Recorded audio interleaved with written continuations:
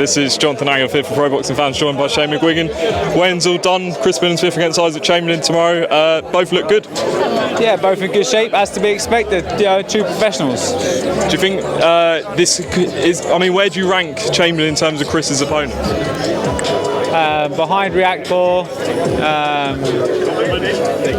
don't know. It remains to be seen. You know, he hasn't had very big wins. He's beaten Wadi Camacho, Luke Watkins, Prasovic, who obviously fought Lawrence for a world title. He did it quicker than Lawrence, so that was a good win. But who had Prasovic boxed? Do you know what I mean? So Tommy McCarthy had been in with better opposition, so it's about that sort of level, really. What's his main strengths, you see? Good reflexes, good hand defences. He's a talented lad. Do you know what I mean, Isaac?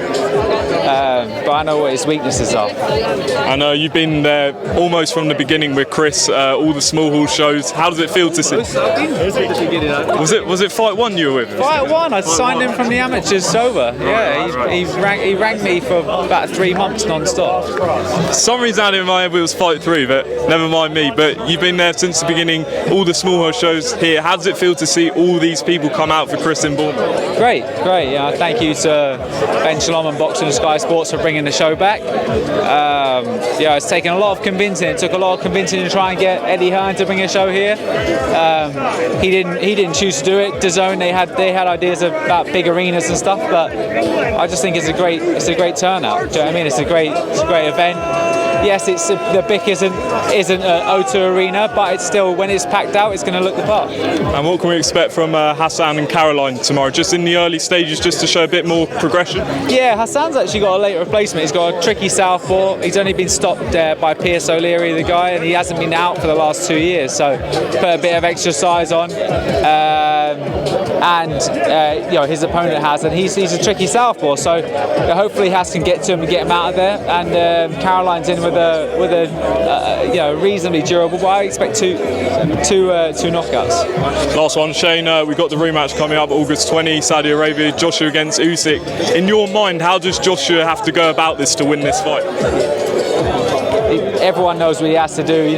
People might say, "Oh, but you're a boxing purist and you're a technical boxer, and you can't just run into Usyk." Of course, you can't run into him, but you can't stand off him.